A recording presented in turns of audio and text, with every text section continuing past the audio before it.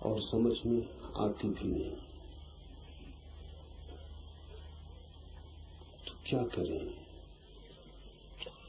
उनका प्रश्न मूल्यवान है। ऐसी सभी की प्रतीति होगी, क्योंकि समझ के दो तल हैं। एक तो जो मैं कहता हूं वो आपकी बुद्धि की समझ में आ जाता है, आपकी बुद्धि को युक्तिपूर्ण लगता है, आपकी बुद्धि को प्रतीत होता है कि ऐसा होगा। ये समझ ऊपर ऊपर है, ये समझ प्राण के भीतर तक नहीं उतर सकती। ये समझ आपके पूरे व्यक्तित्व की समझ नहीं है, आत्मिक नहीं है, इसलिए ऊपर से समझ में आता हुआ लगेगा। और जब तक यहां बैठ के सुन रहे हैं तब तक ऐसा लगेगा बिल्कुल समझ में आ गया। फिर यहां से हटेंगे और समझ खोनी शुरू हो जाएगी, क्योंकि जो समझ में आ गया है वो जब तक साधा ना जाए तब तक आपके प्राणों का हिस्सा नहीं हो सकता। जो समझ में आ गया है जब तक वो आपके खून मांस मज्जा में सम्मिलित न हो जाए तब तक वो ऊपर से किए रंग रोगन की तरह उड़ जाएगा। फिर जो समझ में आ गया है उसके भीतर आपकी पुरानी सब समझ दबी हुई पड़ी। जैसे ही यहां से हटेंगे वो भीतर की सब समझ इस नई समझ के साथ संघर्ष शुरू कर देगी। वो इसे तोड़ने की, हटाने की कोशिश करेगी। इस नए विचार को भीतर प्रवेश करने में पुराने विचार बाधा देंगे, अस्त व्यस्त कर देंगे, हजार शंकाएं संदेह उठाएंगे। और अगर उन शंकाओं और संदेह में आप खो जाते तो वो जो समझ की झलक मिली थी वो नष्ट हो जाएगी। एक ही उपाय है कि जो बुद्धि की समझ में आया है उसे प्राणों की ऊर्जा में रूपांतरित कर लिया जाए, उसके साथ हम एक तालमेल निर्माण कर लें, हम उसे साधें भी। वो केवल विचार न रह जाए, वो गहरे में आचार भी बन जाए। न केवल आचार बल्कि हमारा अंतस भी उससे निर्मित होने लगे, तो ही धीरे धीरे जो ऊपर गया है वो गहरे में उतरेगा और साधा हुआ सत्य फिर आपके पुराने विचार उसे न तोड़ सकेंगे, फिर वे उसे हटा भी न सकेंगे, बल्कि उसकी मौजूदगी के कारण पुराने विचार धीरे धीरे स्वयं हट जाएंगे और तिरोहित हो जाएंगे। तो ये बात ठीक है, साधक के लिए सवाल ऐसा उचित है। समझ में आ जाता है फिर हम तो वैसे ही बने रहते हैं। अगर हम वैसे ही बने रहते हैं तो जो समझ में आया है वो ज्यादा देर टिकेगा नहीं। कहां टिकेगा? किस जगह जाएगा, भूल जाएगा, विस्मृत हो जाएगा। ऐसे तो बहुत बार आपको समझ में आ चुका है, ये कोई पहला मौका नहीं। न मालूम कितनी बार आप सत्य के करीब करीब पहुंचकर वापस हो गए, न मालूम कितनी बार द्वार खटखटाना भर था कि आप आगे हट गए हैं और दीवार हाथ में आ गई। भूल यही हो जाती है कि जो हमारी समझ में आता है उसे हम तत्काल जीवन में रूपांतरित नहीं करते। इस संबंध में ये बात ख्याल लेने जैसी है कि अगर आपको कोई गाली दे तो आप तत्काल क्रोध करते हैं, और आपको कोई समझ दे तो आप तत्काल ध्यान नहीं करते। कुछ बुरा करना हो तो हम तत्काल करते हैं, कुछ भला करना हो तो हम सोच विचार करते हैं। ये दोनों मन की बड़ी गहरी तरकीबें, क्योंकि जो भी करना हो उसे तत्काल करना चाहिए तो ही होता है। क्रोध करना हो कि ध्यान करना हो, इससे कोई फर्क नहीं पड़ता। तो बुरा हम करना चाहते हैं इसलिए हम तत्काल करते हैं, एक क्षण रुकते नहीं, क्योंकि रुके तो फिर न कर पाएंगे। कोई गाली दे उससे कहा है कि 24 घंटे बाद आके जवाब दूंगा, फिर कोई जवाब संभव नहीं होगा। 24 घंटा तो बहुत लंबा वक्त है। 24 क्षण भी अगर आप चुपचाप विचार में व्यतीत कर दें तो शायद क्रोध करने का मन नहीं रह जाए, शायद हंसी आ जाए, शायद उस आदमी की नासमझी पता चले, या शायद वो ठीक ही गाली दे रहा है ये भी पता चल जाए।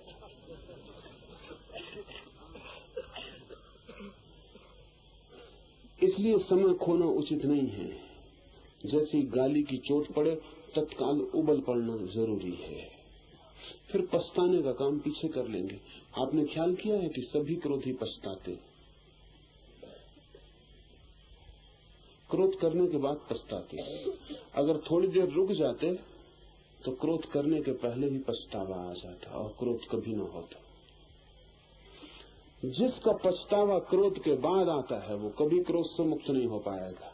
जिसका पछतावा क्रोध के पहले आ जाता है वही मुक्त हो सकता है, क्योंकि जो हो चुका वो हो चुका, उसे अन किया नहीं किया जा सकता है। लेकिन जगह कहाँ है? गाली दी आपने, इधर क्रोध भपका, दोनों के बीच में स्थान कहाँ है कि मैं थोड़ा सोच लूं, विचार कर लूं, विमर्श कर लूं, देख लूं अतीत के अपने संकल्प न मालूम कितनी बार किए हैं कि क्रोध न करूंगा, खोज लूं अतीत में कितनी बार क्रोध करके पछताया हूं। उतना मौका नहीं, समय नहीं, स्थान नहीं। उधर गाली, इधर आग निकलनी शुरू हो जाएगी। थोड़ी सी जगह बनाए, क्रोध मुश्किल हो जाएगा। क्रोध में तो नहीं बनाते जगह, लेकिन ध्यान में थोड़ी जगह बनाते, इसलिए ध्यान भी मुश्किल हो जाता। जब कोई शुभ और सही और ठीक बात की चोट पड़ती है उसे उसी क्षण करने में हम नहीं लग जाते, हम राह देखते। वो जो बीच का समय है वही अस्त व्यस्त कर देगा। गरम लोहे पर चोट मारनी चाहिए, तो विचार करते रहते हैं कि चोट मारे या न मारे, तब तक लोहा ठंडा हो जाता। फिर चोट भी मारते हैं तो कोई परिणाम नहीं होता। एक मित्र आज आए थे, वो कहते हैं संन्यास लेना है लेकिन अभी और थोड़ा समय चाहिए, सोचना है। मैंने उनसे पूछा और कितनी बातों के संबंध में जीवन में सोचा है? अगर और बातों के संबंध में सोचा होता तो संन्यास कभी का फलित हो गया होता, क्योंकि सोच विचार का अंतिम परिणाम संन्यास है। जो भी आदमी सोचेगा, विचारेगा, इस जीवन में भोग उसके लिए व्यर्थ हो ही जाने वाला है। तो मैंने उनसे पूछा और कितना सोचा विचारा है, किस किस बात को सोच विचार के किया है, या कि सिर्फ संन्यास को सोच विचार के लेंगे? कितना समय लगाएंगे सोचने विचारने में? और आप ही सोचेंगे ना, तो कल आप सोचते हैं कि आप कुछ ज्यादा बुद्धिमान हो जाएंगे, तो जरा पीछे लौट के देखें, बुद्धि कम भला हो गई हो, ज्यादा होती मालूम नहीं होती। वैज्ञानिक कहते हैं कि 14 साल और 18 साल के बीच में आमतौर से लोगों की बुद्धि रुक जाती, फिर कभी बढ़ती नहीं। ये भी बहुत विशेष लोगों की बात है। 18 साल तक जो बुद्धि जिनकी बढ़ती हो, नहीं तो और पहले रुक जाती। पिछले महायुद्ध में अमेरिका में जांच पड़ताल की भर्ती के लिए युद्ध के सैनिकों की, तो औसत बुद्धि की उम्र 13.5 वर्ष पाई गई। औसत बुद्धि का 13.5 वर्ष का आंकड़ा तय हुआ कि आम तौर से आदमी की बुद्धि 13.5 वर्ष पर रुक जाती, फिर कभी बढ़ती नहीं। आप कहेंगे कि ये बात जस्ती नहीं, क्योंकि आपको लगता है कि जब आप जवान थे उससे बूढ़े होकर आप ज्यादा बुद्धिमान हो गए। भला आपको न लगता हो, लेकिन अपने बेटों को आप जचवाते रहते कि ज्यादा बुद्धिमान में बूढ़ा आदमी, अनुभवी, तो मेरे पास बुद्धि ज्यादा। बुद्धि ज्यादा नहीं है आपके पास, अनुभव ज्यादा हो सकते। अनुभव तो संग्रह है, बुद्धि उस संग्रह का उपयोग है, वो अलग बात है। बच्चे के पास संग्रह कम होता है, आपके पास ज्यादा है, मगर उस संग्रह का जो उपयोग है, उस संग्रह का कैसे उपयोग करना, वो बुद्धि है। बुद्धि संग्रह नहीं है। तो ये भी हो सकता है कि एक बच्चे के पास बूढ़े से ज्यादा बुद्धि हो। ये कभी नहीं हो सकता कि एक बच्चे के पास बूढ़े से ज्यादा अनुभव हो, कभी नहीं हो सकता। अनुभव तो बच्चे के पास कम होगा ही, लेकिन बुद्धि ज्यादा हो सकती। बूढ़े के पास अनुभव ज्यादा होता है, बुद्धि ज्यादा नहीं होती। और मित्र से मैंने कहा कि कल आप सोचते हैं या परसों बुद्धि थोड़ी ज्यादा हो जाएगी। इतना ही होगा कि अभी इस विचार की हवा में, अभी इस ध्यान की तरंग में, अभी इतने सन्यासियों के आनंद और मुक्त प्रभाव में एक ख्याल उठा है मन में। माउंट आबू से नीचे उतरते उतरते जैसे जैसे आपकी बस नीचे उतरने लगेगी, वैसे वैसे इस ख्याल से आप भी नीचे उतरने लगेंगे। माउंट आबू रोड स्टेशन तक ये विचार टिक जाए कठिन। माउंट आबू रोड स्टेशन पर उतर के आप ठंडी गहरी सांस लेंगे कि अच्छा हुआ, जैसे कि तैसे वापस लौट आए, कुछ खोया नहीं, कुछ गंवाया नहीं, किसी झंझट में ना पड़े। मैंने बर्बाद आपको ख्याल भी नहीं आया। वातावरण, अनेक लोगों की मौजूदगी, अनेक लोगों का सामूहिक प्रयास आपको भी उठा देता है एक ऊंचाई पर जिस पर होना आपकी आदत नहीं है। आप नाच रहे हैं कीर्तन में, आपको पता है अकेला इस भाव से आप नाच सकेंगे। आप कम नाच रहे हैं, इतने लोग नाच रहे हैं, उनका नाच संक्रामक हो जाता है, वो आपको भी छू लेता है। उनकी तरंगें आपके हृदय को भी कपाने लगती, उनके पैरों की गति आपके पैरों को भी उछलने का मौका देने लगती। और फिर आपके सदा के सोचने का ढंग ये है कि कोई क्या कहेगा। और जहाँ सभी लोग नाच रहे हों, एक बात पक्की है कि नाचने वाले से कोई कुछ कहने वाला नहीं, खड़े रहने वाले से कोई कुछ भला करे। तो गति आ जाती, आप मुक्त अनुभव करते हैं कि ठीक है, यहाँ कोई अड़चन नहीं, यहाँ नाचा जा सकता है। उतरेंगे भीड़ में वापस बाजार की, ये जो एक ऊंचाई की झलक मिली थी, एक छलांग ली थी और आकाश की तरफ आंखें उठाई थी, वो फिर जमीन की तरफ लग जाएंगी। तो क्या आशा है कि कल परसों आप निर्णय कर सकेंगे? निर्णय तो आपको करना है, वो आज भी किया जा सकता है। पर वो मित्र बोले कि ऐसा भी नहीं है कि मैंने निर्णय करने की कोशिश नहीं की। 99% तो मन बिल्कुल तैयार, 1% रहता है। उनसे मैंने पूछा कि जिंदगी में और भी कोई काम किया है जिसमें 99% मन तैयार रहा हो और 1% तैयार न रहा हो? कभी रुके हैं इस बात से? और उनसे मैंने ये भी पूछा कि क्या आपको पता है आप क्या कह रहे हैं? जब 99% मन संन्यास लेने को तैयार है और 1% नहीं लेने को तैयार है, तो आप 1% के पक्ष में निर्णय ले रहे हैं। ये तो आप सोचना ही मत कि आप निर्णय लेने से बच सकते। निर्णय लेने से बचने का इस जगत में कोई उपाय ही नहीं। चाहे आप न लेने का लें, वो भी निर्णय है। रोकने का लें कि कल लेंगे, वो भी निर्णय है। दुनिया में आपके लिए चुनाव की स्वतंत्रता है कि आप क्या निर्णय लें। इसकी कोई स्वतंत्रता नहीं है कि आप निर्णय ही ना लें, इसका कोई उपाय ही नहीं। निर्णय तो लेना ही पड़ेगा। लेकिन एक मजे की बात है कि न करने के निर्णय को हम निर्णय नहीं समझते। ये बड़ी अद्भुत बात है। उनको ख्याल में भी नहीं था कि नहीं लूंगा सन्यास, ये भी निर्णय है। लूंगा, ये भी निर्णय है। अगर दोनों निर्णय है तो बड़ा अद्भुत मन है कि 1% निर्णय के साथ रुकता है और 99% के साथ जाने की हिम्मत नहीं जुटाता है।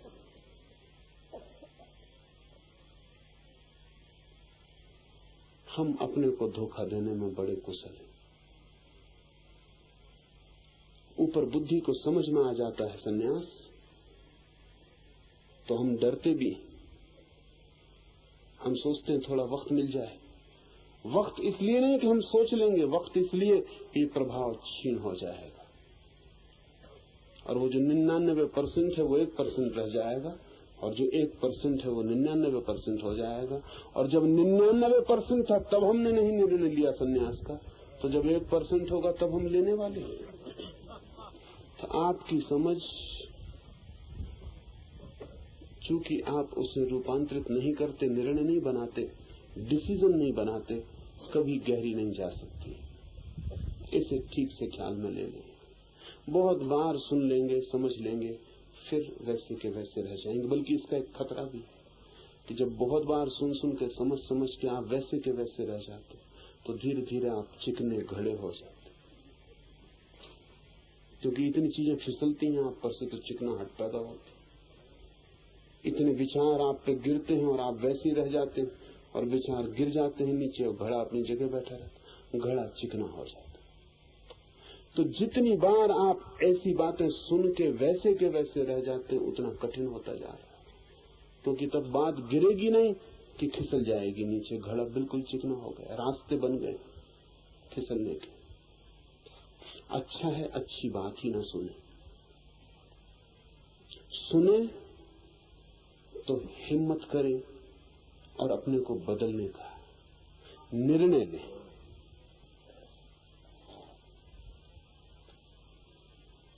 तब आपको लगेगा कि जो समझ में आया था वो ऊपर ऊपर नहीं रहा, प्राणों का स्वर बन गया। और जिस दिन श्वास श्वास में न समा जाए समझ, उसका कोई भी मूल्य नहीं। उसका एक ही मूल्य है कि आप अच्छी बातें करना सीख जाएं। हम सभी जानते हैं, और हमारा मुल्क तो इतना कुशल है अच्छी बातों करने में। अध्यात्म तो हमारी जबान पर रखा है, बस जबान पे रखा है, उससे भीतर कहीं नहीं। किसी से भी पूछ लें, ब्रह्म ज्ञान तो कोई भी जानता है, कोई भी जानता है। हमारे पूरे देश की व्यवस्था मन की चिकने घड़े की हो गई।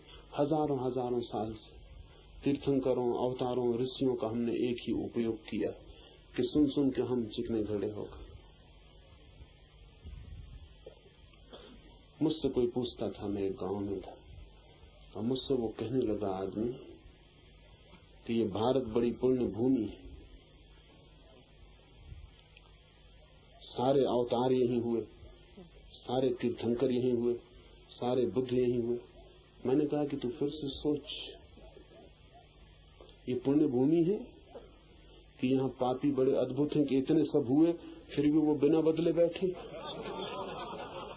कि सब अवतार गए हमारे चिकने घड़े पर लकीर न खींच पाए, कि सब तीर्थंकर आए हमने कहा और जाओ, हम उनमें से नहीं है कि बातों में आ जाएं। क्या मतलब क्या होता है? एक घर में अगर गांव भर के डॉक्टर आए तो उसका मतलब है कि गांव में वही घर सबसे ज्यादा बीमार है। सारे अवतारों को यही पैदा होना पड़े। और कृष्ण ने कहा है गीता में कि जब धर्म की गिलानी बढ़ती और जब पाप बढ़ जाता और जब दुष्ट जन बढ़ जाते, तब मैं आता हूँ और सब अवतार यहीं आए। तो मतलब क्या है? पुण्य भूमि। अगर कृष्ण का वाक्य सही है तो जहां उनको नहीं जाना पड़ा पुण्य भूमि वहां हो सकती, लेकिन सबको चुकता यहां आना पड़ा। बात जाहिर है कि इस मुल्क की आत्मा बिल्कुल चिकनी हो गई। हमने इतनी अच्छी बातें सुनी हैं और सुन सुन के हम ऐसे तल्लीन हो गए हैं कि करने की हमने कभी फिक्र ही नहीं की। समझ आपकी तब तक गहरी न हो पाएगी, पूरी न हो पाएगी, जब तक समझ आपकी अंतरात्मा में प्रविष्ट नहीं होती। और आप कोई निर्णय लें तो ही समझ अंतस में प्रविष्ट होती। निर्णय द्वार है।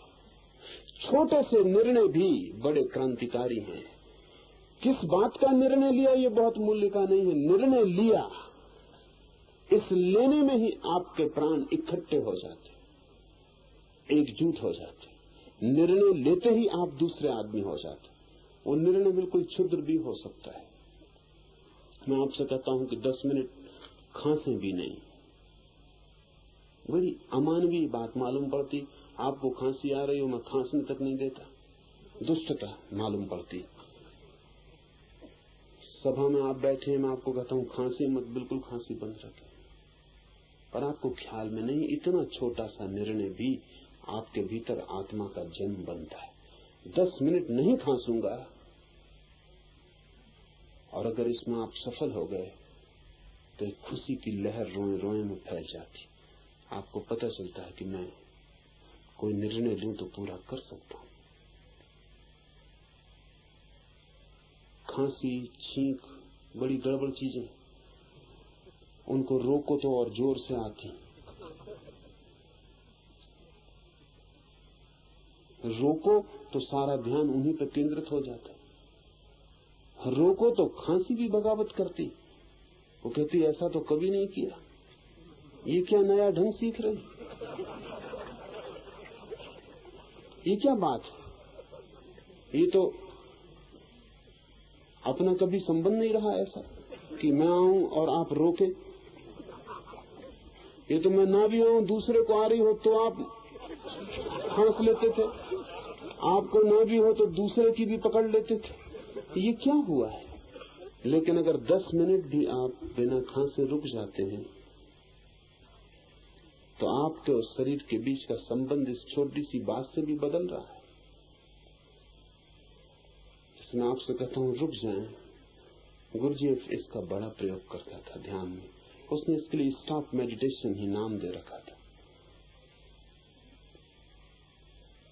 आप राजी हो जाएंगे थोड़े समय में तो उस प्रयोग को हम पूरा करेंगे। जब मैं आपसे कहता हूं रुक जाएं तो मेरे रुक जाने में अभी मैं आप पे ज्यादा जोर नहीं दे रहा हूं। गुरुजीएफ भी कहता था रुक जाएं, लेकिन रुक जाने का मतलब था जैसे है, एक पैर ऊपर है और एक पैर नीचे है, नाच रहे थे तो वही रह जाए, गर्दन आड़ी है तो वैसी रह जाए, शरीर झुका है तो वैसा रह जाए, फिर जरा भी कोई फर्क नहीं करना है, जो हालत है वैसी रह जाए, चाहे शरीर धड़ाम से गिर जाए पर आपको कुछ फर्क नहीं करना है। शरीर गिरे तो गिर जाए और जैसा गिर जाए वैसे ही रहने देना है।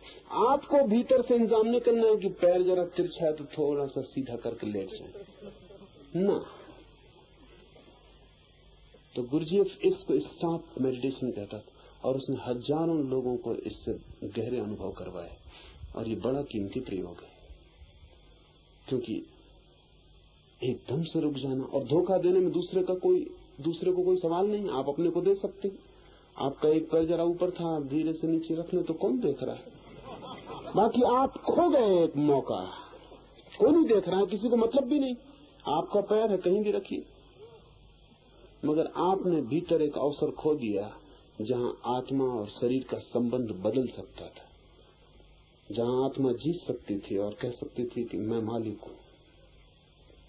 अगर आपने धीरे से पैर रख लिया संभाल के और फिर आराम से खड़े हो गए कि अब देखो इस टाइप का प्रयोग कर रहे हैं, तो आप किसी और को धोखा नहीं दे रहे, आपके शरीर ने आपको धोखा दे दिया। छोटे छोटे निर्णय, बहुत छोटे छोटे निर्णय भी बड़े परिणामकारी हैं। छोटे से कोई संबंध नहीं, निर्णय से संबंध है। डिसिसिवनेस, निर्णायक बुद्धि, तो आपकी समझ धीरे धीरे गहरी उतर जाएगी। तो जो मैं कह रहा हूं उसे सिर्फ सुन न लें, उसे थोड़ा प्रयोग करें।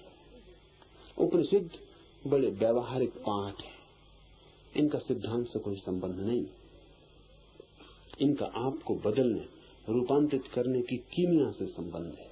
ये तो सीधे सूत्र हैं जिनसे नए मनुष्य का निर्माण हो जाता है।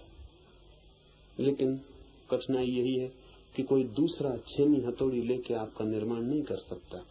आप ही मूर्तिकार हैं, आप ही पत्थर हैं, आप ही छेनी हथौड़ी, तीनों काम आपको ही करने। अपने ही पत्थर को अपने ही निर्णयों की छीनी हथौड़ी से, अपने ही संकल्प की शक्ति से काटना है, छांटना है, अपनी ही समझ के अनुसार अपनी मूर्ति को निर्मित करना है। इसमें क्षण भर का भी स्थगन सदा के लिए स्थगन हो जाता है। जिसने कहा कल करेंगे वो फिर कभी भी नहीं करता है। और अच्छा होता कि वो कहता कि कभी नहीं करेंगे, वो भी एक निर्णय होता। वो मित्र आए तो मैंने उनसे कहा कि यही निर्णय कर लो कि सन्यास कभी न लेंगे, कभी, तो भी फायदा होगा। पर तुम कहते हो कि सोचेंगे, लेंगे कि नहीं लेंगे, ये इनडिसिसिवनेस, नहीं लेंगे यही पक्का कर लो, तो भी कुछ निर्णय तो किया। लेंगे तो पक्का कर लो, तो कोई निर्णय किया। नहीं लेंगे ये भीतर की स्थिति है, लेकिन इसको भी साफ नहीं होने देते। इसको भी कहते हैं कि नहीं लेंगे जरूर, थोड़ा समय। इस तरह अपने को धोखा दे जाते हैं। संन्यास एक निर्णय है, एक संकल्प है, परिणामकारी है। लोग मुझसे पूछते हैं क्या होगा गिरवे वस्त्र पहन लेने से? मैं उनसे कहता हूं कुछ भी ना होगा तो 3 महीने पहन डालो। वो कहते हैं लोग हंसेंगे, इतना तो कम से कम होगा। और तुम लोगों के हंसने को 3 महीने तक शांति से झेलना तो बहुत कुछ हो जाएगा। लोग हंसेंगे इसकी फिक्र ही छोड़ना, बहुत कुछ हो जाने की शुरुआत हो जाती।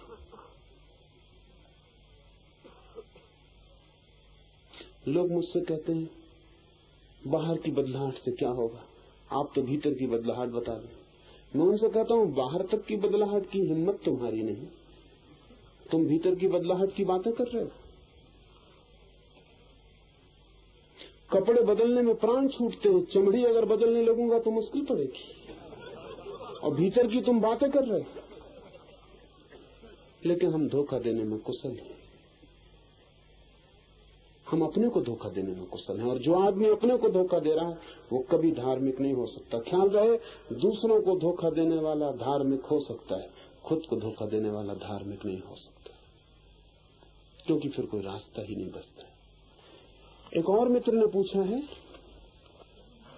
अच्छे कर्म बुरे कर्मों को काटते नहीं हैं बल्कि उनका आच्छादित हो जाते हैं, इसलिए बुरे तथा अच्छे सभी कर्मों का फल भोगना अनिवार्य है। क्या बुरे कर्म तथा अच्छे कर्म क्रम से फल देते हैं या बिना क्रम के फल देते हैं? यदि बुरे कर्मों का क्षय अच्छे कर्मों से नहीं किया जा सकता तब अच्छे कर्म करने का कोई औचित्य नहीं हो सकता। क्या यह सिद्धांत समाज के लिए उपयोगी है? इसे थोड़ा सा ख्याल में ले लें। बुरे कर्मों का क्षय अच्छे कर्मों से नहीं किया जा सकता तो उन मित्र को ऐसा चिंता लगी होगी कि फिर कोई अच्छा कर्म करेगा ही क्यों, और तब तो समाज के लिए बड़ा खतरा हो जाएगा। बात बिल्कुल उल्टी। आपको अगर पता है कि बुरे कर्म अच्छे कर्म से काटे जा सकते हैं तो आप बुरे कर्म मजे से किए जाते हैं, क्योंकि कभी भी अच्छा कर लेंगे और काट लेंगे। दवा हाथ में है तो बीमारी से डर क्या है? गंगा स्नान कर लेंगे, सब कर्म धुल जाएंगे।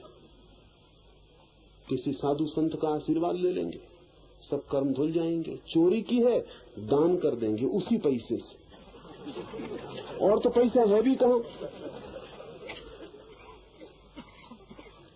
बड़ा चोर बड़ा दानी हो जाएगा, लाख चुराएगा 10,000 दान करेगा। चोरी में डर नहीं है फिर कोई, क्योंकि दान से हम चोरी को काट लेंगे। किसी की हत्या कर देना, फिर एक बच्चे को जन्म दे देना, एक जीवन लिया, एक दे दिया। ये दुनिया इतनी बुरी सिर्फ इसलिए है कि आपको ये पक्का पता है कि बुरा भी कट जाता है। जब मैंने आपसे कहा कि बुरे को काटने का कोई भी उपाय नहीं, अच्छा कर्म भी बुरे कर्म को नहीं काटेगा, तो आपको बुरा कर्म करते वक्त पुनः सोचना होगा कि जो नहीं कट सकता है और जिसे भोगना ही पड़ेगा अनिवार्यता, जिसमें कोई उपाय नहीं है, न कोई अच्छा कर्म साथ देगा, न दान पुण्य साथ देगा, न गंगा, न तीर्थ, न गुरु, न भगवान, कोई आशीर्वाद साथ न देगा, जो किया है वो मुझे भोगना ही पड़ेगा, तो करते वक्त आपको ठीक से सोच लेना है, क्योंकि ये बात आखिरी हुई जा रही है, इसमें अब कोई उपाय नहीं। इसमें ऐसा नहीं कि रोएंगे भगवान के सामने कि हम तो पतित हैं और तुम पतित पावन हो, तो कुछ करो, हमारा कुछ न बिगड़ेगा, तुम्हारा नाम बदनाम होगा कि तुम पतित पावन। और हम तो इसीलिए करते रहे पाप कि न करेंगे पाप तो तुम पतित पावन कैसे रहोगे। तो अब दिखाओ अपना पतित पावन रूप।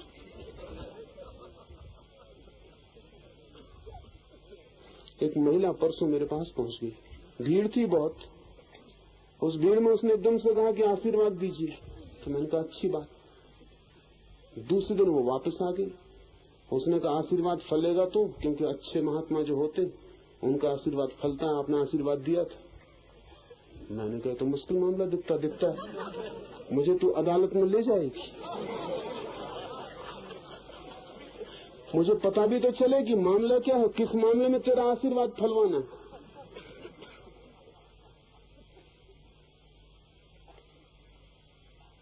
तो उसने कहा लेकिन आपको ख्याल होना चाहिए, अच्छा महात्मा तो जब भी आशीर्वाद देता तो फलता ही। तो मैंने कहा इसमें एक उपाय है मेरे लिए, कम से कम अदालत मुझे नहीं जाना पड़ेगा, न फले तो समझना कि न मैं अच्छा था न महात्मा था, बात खत्म हो गई। इसमें एक सुविधा मेरे लिए तूने बना दी कि न फले, अब मुझे पूछना भी नहीं कि तुरा क्या तुझे चाहिए था, तो समझ लेना कि अच्छा भी नहीं था महात्मा भी नहीं था, बात खत्म हो गई। इसे हम धार्मिक मन कहते हैं। उस महिला का ख्याल है वो धार्मिक। इस जगत में नियम है, इस जगत में एक आंतरिक अनुशासन है जिसको हमने रित कहा है वेदों में, लाओसे ने जिसे ताओ कहा है। उसमें कोई अंतर नहीं पड़ता, उसमें कोई अपवाद नहीं होते। कर्म आप जो करेंगे वो आपको भोगना ही पड़ेगा। ये विचार अगर गहन हो जाए तो आपको कर्म की धारा बदलनी पड़ेगी, और यही सत्य है। ये सत्य स्पष्ट हो जाए तो समाज के लिए उपयोगी होगा। आप कितने दिन से समझा रहे हैं लोगों को, समाज बदलता तो दिखता पड़ता नहीं, पाप बढ़ते जाते हैं उल्टे, क्योंकि सुविधा का ख्याल है हमें कि कोई उपाय बाहर निकलने का है। अगर मैं पाप करता हूं तो उस पाप के भवन में प्रवेश का द्वार ही नहीं है, एग्जिट भी है, उससे निकला जा सकता है, तो घुसने में इतना कोई डर नहीं है। मैंने जो आपसे कहा उसका मतलब ये कि एग्जिट नहीं है, आपको भोगना ही पड़ेगा। भोग कर ही बाहर निकल सकते हैं, काटने का उपाय नहीं है, भोगना ही काटना है। एक ही निर्जरा है कि उसे भोग लेना पड़ेगा तो वो कट जाएगा, और कोई निर्जरा नहीं है उस। और दूसरी बात उन्होंने कही कि फिर अच्छे कर्म करने का औचित्य क्या रह जाता। तो उनके प्रश्न से भी जाहिर है बात कि अच्छे कर्म का औचित्य उनकी नजर में भी बुरे को काटने के लिए ही है। वो पूछते हैं कि अगर आप ऐसा कहते हैं तो फिर अच्छे कर्म का औचित्य ही नहीं रह जाता। मतलब एक ही औचित्य था अच्छे कर्म का कि बुरे कर्म को काटे। अगर बुरा कर्म नहीं कटता है तो औचित्य ही खत्म हो गया। तो उनके प्रश्न से भी जाहिर है जो मैं कह रहा हूं कि उनका चित्त भी यही मानता है कि अच्छे कर्म का एक ही औचित्य है, दान का एक ही औचित्य है कि चोरी को काटो। तब तो चोरी महत्वपूर्ण हो गई और दान गौण हो गया। और अगर दुनिया में चोरी न हो तो दान असंभव हो जाए। इसलिए एक तथाकथित विचारशील व्यक्ति करपात्री ने अपनी एक किताब में कहा है कि अगर समाजवाद आ जाएगा तो धर्म का बड़ा ह्रास होगा, क्योंकि न होगा कोई गरीब तो दान किसको देंगे। इसलिए गरीब रहना चाहिए ताकि दान दिया जा सके, और दान के बिना तो मोक्ष है नहीं। समझे मतलब आप इसका मतलब हुआ कि नरक रहना चाहिए, भूखा आदमी सड़क पर होना चाहिए, न होगा भूखा रोटी किसको दीजिएगा? और किसी ने रोटी आपकी दान के नहीं ली तो फंसे आप, मोक्ष कहां से मिलेगा? तो आपके अच्छे कर्म का औचित्य बुरे कर्म पर निर्भर है, उसके कटने पर। तब तो इसका मतलब हुआ कि अच्छा आदमी बुरे आदमी का शोषण कर रहा है और अच्छा कर्म बुरे कर्म की छाती से फायदा ले रहा है, खून पी रहा है। अच्छे कर्म का औचित्य बुरे कर्म को काटना नहीं है, बुरे कर्म का औचित्य है उसके दुख में, अच्छे कर्म का औचित्य है उसके सुख में। अच्छे कर्म से सुख मिलता है, वो उसका औचित्य है। जो सुख चाहता है वो अच्छा कर्म करता है, और जो सोचता है कि बुरा कर्म करके सुख पालूंगा वो नासमझी करता है, वो नियम के प्रतिकूल जा रहा है, वो दुख पाएगा। अच्छे कर्म का औचित्य है उसके फल में, बुरे कर्म का औचित्य है उसके फल में, या अनौचित्य जो भी कहें। बुरे कर्म में अच्छे कर्म का औचित्य कैसे हो सकता है? उनका कोई संबंध नहीं है। अच्छा कर्म फल लाता है वो है सुख, बुरा कर्म फल लाता है वो है दुख। और अगर हम ये ठीक से समझा सकें और ये बात गहरी बैठ जाए चित्त में कि जिसे भी सुख चाहिए उसे अच्छे कर्म की यात्रा करनी चाहिए, तो समाज का फायदा होगा। और जिसे दुख चाहिए वो बुरे कर्म की यात्रा करे, और बुरे कर्म की यात्रा जो कर रहा है उसे दुख का फल भोगना ही पड़ेगा। फिर वो पीछे ये कहने लगे कि मैं थोड़ा अच्छा कर लेता हूं, इससे मैं लीप पोत दूंगा बुरे को, ये नहीं हो सकता। यानी इसे ऐसा समझिए कि मैंने आपको गाली दी तो मैंने आपको चोट पहुंचाई, दुख पहुंचाया, वो दुख तो घटित हो गया। फिर मैंने माफी मांगी और आपको सुख पहुंचाया। क्या आप सोचते हैं कि मैंने माफी मांग के जो सुख पहुंचाया उससे वो जो दुख हुआ था वो नहीं हुआ? वो हो चुका, वो दुख तो हो चुका। आपको मैंने जो चोट पहुंचाई वो दुख तो हो चुका। अब चोट पहुंचा के जो मैंने मलहम पट्टी की ये दुख को नहीं मिटाती, सिर्फ उस चोट के ऊपर मलहम पट्टी करती। मैंने गाली दी, मैंने एक बुरा कर्म कर लिया, गाली देके मैंने भी दुख पा लिया। मैंने माफी मांगी, मैंने अच्छा कर्म किया, अच्छा कर्म करके मैंने भी सुख पा लिया। बुरा दुख में ले जाता है, अच्छा सुख में ले जाता है। अच्छा जितना ज्यादा होता है उतना सुख बढ़ जाता है, बुरा जितना ज्यादा होता है उतना दुख बढ़ जाता है। जिस आदमी को सुख में रहना है उसे धीरे धीरे बुरे को नहीं करना और अच्छे को करते जाना। लेकिन धर्म का संबंध सुख से भी नहीं है, क्योंकि दुख से तो बचना हम सबके मन की आकांक्षा है, सामान्य। जब तक आप दुख से बचने की आकांक्षा से भरे हैं तब तक आप साधारण आदमी हैं, धार्मिक नहीं। अभी तो आपकी चाह सुख की है।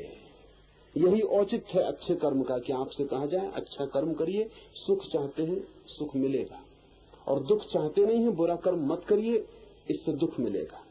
अगर बुरे और दुख की अनिवार्यता ऐसे ही दिखाई पड़ जाए जैसे आग में हाथ डालने से जलता है, तो लोगों के हाथ आग में जाने से रुक जाएंगे। अगर अच्छे कर्म के और सुख का संबंध ऐसे ही जोड़ दिया जाए कि हाथ में फूल आने से जैसे सुगंध आती है, अगर ये इतना साफ हो जाए तो लोग अच्छे कर्म में उतर जाएंगे। लेकिन धर्म का इससे कोई अभी संबंध नहीं। अभी ये नीति है, अभी ये तल समाज की नैतिकता का है। लेकिन जो आदमी सुख का अनुभव करता है, धीरे धीरे उसे पता चलता है एक नई बात का कि दुख तो व्यर्थ है ही, सुख भी व्यर्थ है। दुख तो दुख देता ही है, जब सुख पूरी तरह मिलता है तो वो भी दुख देने लगता है, सुख नहीं देता। उससे भी ऊब पैदा हो जाती है। सुख का जो दुख है वो है ऊब, बोर्डम। आपने कभी किसी जानवर को उबा हुआ देखा है? बोर्ड कि कोई गधा खड़ा हो और दिखाई पड़ जाए कि उबे हुए खड़े, कि कोई भैंस खड़ी हो और उबी हुई खड़ी ना। आदमी को छोड़कर जमीन पर कोई जानवर उबता ही नहीं, सिर्फ आदमी उबता है। क्यों? क्योंकि जानवर निरंतर अपनी सामान्य जीवन की सुविधा जुटाने में ही व्यतीत हो जाता है। उसे कभी इतना सुख अर्जित नहीं हो पाता कि ऊब जाए। ऊब का संबंध सुख, बहुत सुख हो तो ही ऊब आती। इसलिए गरीब आदमी भी ऊबा हुआ नहीं दिखाई पड़ता, अमीर आदमी ऊबा हुआ दिखाई पड़ता है। अमीर आदमी का चेहरा देखो तो ऊबा हुआ रहता है, कुछ सार नहीं ऐसा मालूम पड़ता है, खींचे जा रहे हैं, कुछ मतलब नहीं। लेकिन गरीब आदमी के पैर में गति होती है, चाहे पैर में ताकत ना हो, खून भला कम हो, ताकत भला कम हो, लेकिन गति होती, कहीं पहुंचने का लक्ष्य होता है और आशा होती है, और आंखों में आशा की झलक होती। कल एक मकान बन जाएगा, परसों एक दुकान खुल जाएगी, बेटा पढ़ लेगा, बड़ा स्वर्ग मालूम होता है भविष्य में। जिनका बेटा पढ़ के घर आ गया वो जानते हैं कि बेटा घर जब पढ़ के आता तो क्या मतलब होता, कैसा दुख लाता है। जिनके महल बन गए हैं अब उनको पता चलता है कि ये महल तो कारागार हो गए।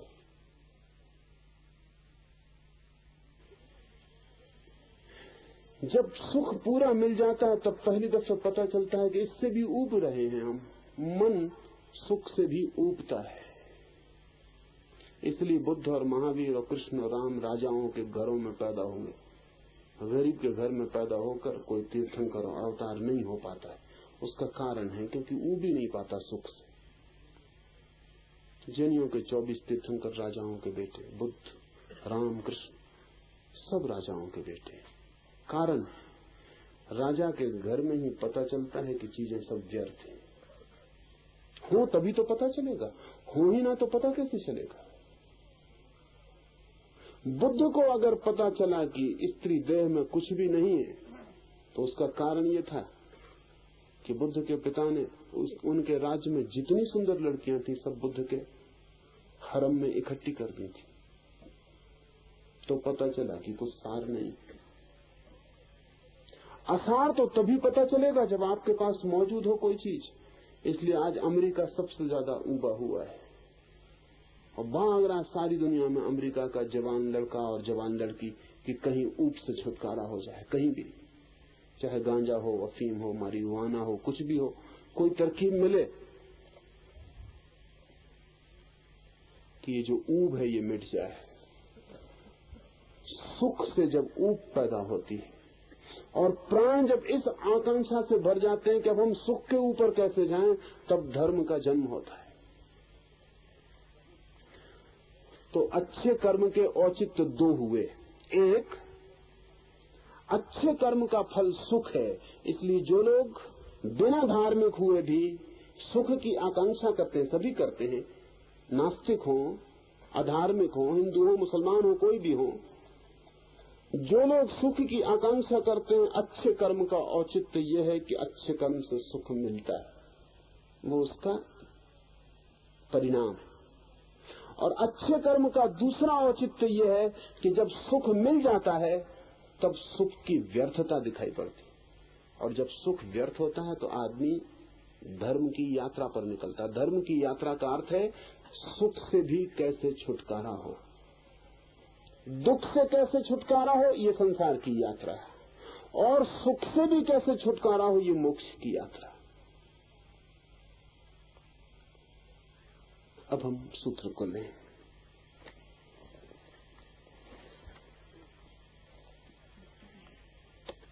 प्रारब्ध कर्म तो उसी समय सिद्ध होता है जब देह के ऊपर आत्मबुद्धि होती है, पर देह के ऊपर आत्मभाव रखना तो कभी इष्ट नहीं। इसलिए देह के ऊपर की आत्मबुद्धि को तज कर प्रारब्ध कर्म का त्याग करना। कर्म तो पकड़ता ही हमें तब है जब हम मानते हैं कि ये शरीर मेरा है। इसका अर्थ हुआ कि कर्म शरीर को पकड़ता है, हमें कभी नहीं पकड़ता। लेकिन जब हम शरीर को पकड़ लेते हैं तो स्वभाव था कर्म की गिरफ्त में हो जाते हैं। कर्म पकड़ता है शरीर को और हम भीतर से पकड़ लेते हैं शरीर को। कर्म पकड़ता बाहर से शरीर को, हम भीतर से पकड़ लेते हैं शरीर को। तो कर्म से हमारा संबंध जुड़ जाता है शरीर के माध्यम से। कर्म आत्मा को कभी नहीं पकड़ता, सदा ही शरीर को पकड़ता है।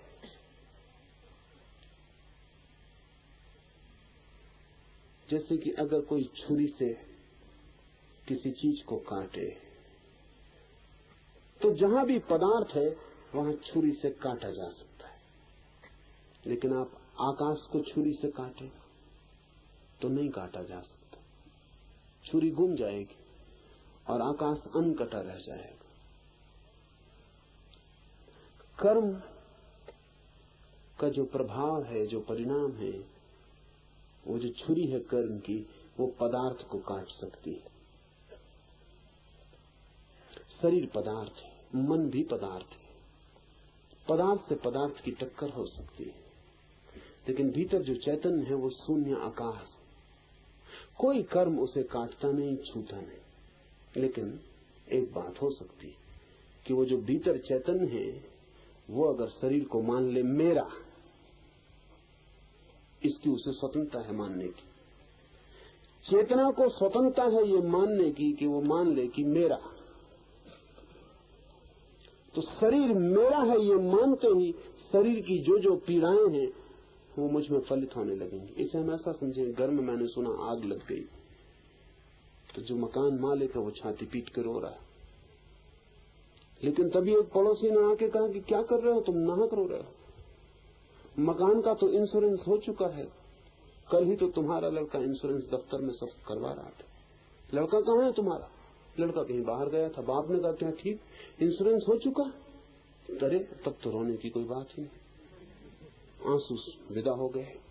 मकान अब भी चल रहा है, वही मकान, लेकिन अब इंश्योरेंस हो गया।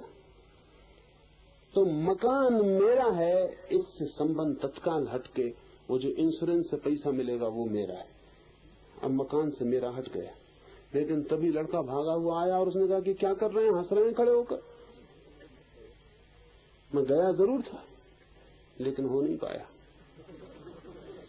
फिर आंसू बहने लगे। फिर आदमी छाती पीट कर रोने लगा कि मर गए, लुट गए। मकान वही का वही, मगर बीच में क्या हुआ, मेरा मकान से अलग हो गया, फिर मकान से मेरा जुड़ गया। शरीर के साथ हमारा मेरा भाव ही हमारे दुख का कारण है या सुख का, हमारे सब कर्मों का। मेरा भाव हट जाए फिर शरीर पर होते कर्मों की प्रक्रिया का स्वयं से कोई संबंध नहीं रह जाता। ये सूत्र कहता है मेरा भाव, आत्म भाव रखना ही समस्त कर्मों की प्रक्रिया को साथ देना है, कोऑपरेट करना है, सहयोग देना है। हट जाए मेरा भाव, पता चल जाए कि मैं कौन हूं, शरीर नहीं हूं, तो जैसे इस आदमी को पता चला कि मकान मेरा नहीं है अब जलता रहे, ऐसा ही बुद्ध और महावीर को पता चल गया है कि ये मकान मेरा नहीं, जलता रहे। हट गए पीछे। उसका पता चल गया जो इस मकान में रहने वाला है, उसका पता चल गया जो मकान में जरूर है लेकिन मकान ही नहीं। आत्म भाव का हटना ही समस्त प्रारब्ध कर्म का त्याग, फिर कर्म का कोई अर्थ नहीं है, त्याग हो गया। देह की भ्रांति यही प्राणी के प्रारब्ध कर्म की कल्पना है, पर आरोपित अथवा भ्रांति से जो कल्पित हो वो सच्चा कहां से होगा। आरोपित है, कल्पित है, लगता है मेरा है, आपका बेटा है, जी जान दिए दे रहे हैं उसके लिए, कुर्बान हो सकते हैं खुद। और फिर एक दिन एक पत्र मिल जाए घर में किसी पुरानी किताब में दबा, और पता चले कि पत्नी का किसी से प्रेम रहा, संदिग्ध हो जाए कि बेटा मेरा है कि नहीं, सब डमाडोल हो गए। बाप को संदेह सदा थोड़ा बना ही रहता है, क्योंकि बाप बहुत प्रासंगिक घटना है, कोई बहुत महत्वपूर्ण घटना नहीं है बेटे के जन्म में। उतना ही मूल्य है बाप का जैसे कि एक इंजेक्शन का, इससे ज्यादा मूल्य नहीं। मां भर असंदिग्ध रूप से जानती है कि बेटा उसका। बाप को तो थोड़ा संदेह बना ही रहता। उसी संदेह को मिटाने के लिए हमने इतने सख्त विवाह की व्यवस्था बनाई कि वो संदेह बाप को सताए नहीं तो जिंदगी भर मुश्किल हो जाएगी। जिन बेटों के लिए मेहनत करनी, उन पर संदेह बना रहा है कि पता नहीं अपने हैं भी कि नहीं, तो बड़ी अस्त व्यस्तता न हो जाए। इसलिए विवाह की बड़ी सख्त व्यवस्था की है और स्त्रियों की सारी गति पर रुकावट डाल दी है कि कहीं उनका दूसरे पुरुषों से कोई संबंध ना आए। संबंध ही ना आए तो डर न रहे। और इसलिए कुंवारी लड़की पर बड़ी फिक्र होती है कि शादी कुंवारी लड़की से हो। इसलिए जो और भी ज्यादा इसमें बहुत ज्यादा चिंता में रत थे वो बाल विवाह कर देते थे ताकि डर का कोई उपाय ही न रह जाए। तो निश्चित रहे कि पुत्र मेरा है, मेरा हो तो आरोपित हो जाता हूं मैं, संदिग्ध हो तो मुश्किल हो जाता। जहां मेरे का आरोपण है वहां लगता है कि बस मैं जुड़ गया और अब मैं सब कुछ कर सकता हूं, फिर सब दुख भी झेलूंगा। जहां मेरा हटता है वहां लगता है मैं टूट गया, अलग हो गया। ये सब आरोपित है, मेरे का सारा भाव आरोपित है। मेरा इस जगत में कुछ भी नहीं, मेरा शरीर भी मेरा नहीं, वो भी मेरे माँ बाप से मिलता है। उनका भी नहीं है, उनके माँ बाप से मिलता है। खोजने अगर हम जाएं तो अरबों खरबों वर्षों की यात्रा है छोटे से अणु की, जिससे आपका शरीर बना हुआ है। न हड्डी आपकी, न मांस आपका, न मज्जा आपकी, कुछ भी आपका नहीं, न मन आपका। सिर्फ आप ही आपके हैं, लेकिन उस आप का कोई पता नहीं है आपको। वो कौन है भीतर जो सिर्फ जिसे मैं कह सकूं मेरा, जिसे मैं कह सकूं मैं। मेरे को हटाते जाएं, छोड़ते जाएं, एलिमिनेट करते जाएं। उपनिषद कहते हैं कहते जाएं नेति नेति, ये भी मैं नहीं, ये भी मैं नहीं, हटाते जाएं। सब मेरे से संबंध तोड़ लें, तब अचानक जैसे अंधेरे में ज्योति जल जाए उसका अनुभव होगा जो मैं हूं। मेरे से छुटकारा होने पर मैं का अनुभव होता है और मेरे के फैलाव को बढ़ाते जाने से मैं का अनुभव क्षीण होता चला जाता है। तो जितना बड़ा मेरे का विस्तार उतने कम मैं का अनुभव।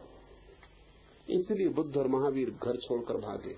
घर की वजह से तकलीफ न थी, बड़ा विस्तार था साम्राज्य का, बहुत कुछ था जो मेरा था।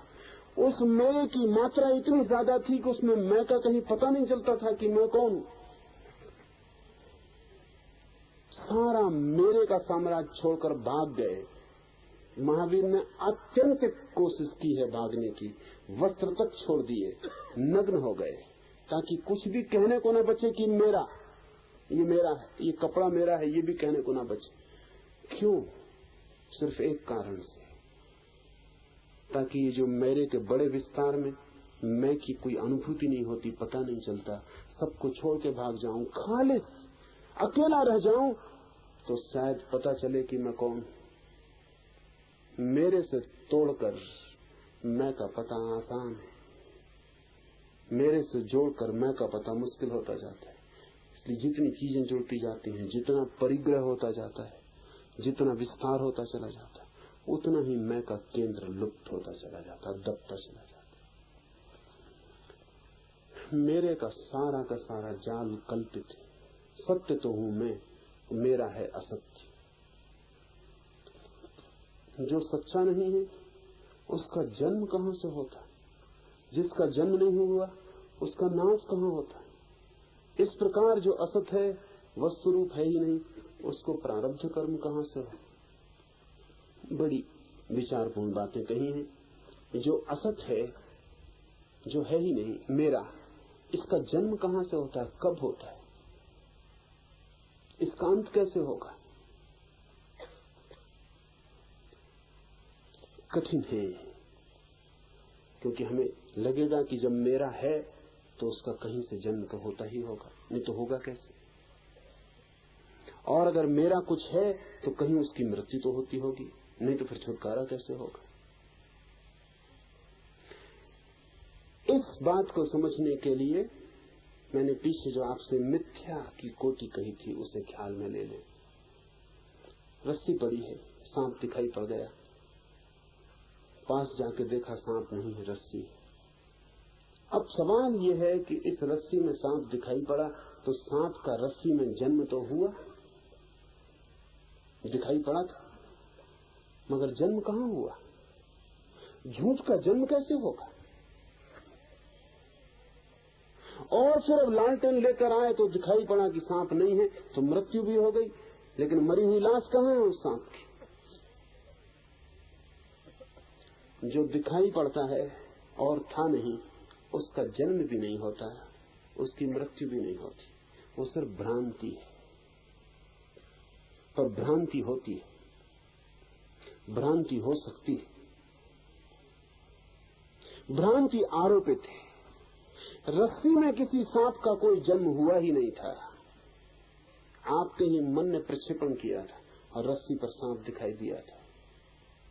आप सिनेमा गृह में बैठते हैं, आपकी पीठ की तरफ आप लौट के नहीं देखते, देखेंगे भी क्या, वहां कुछ होता भी नहीं देखने को।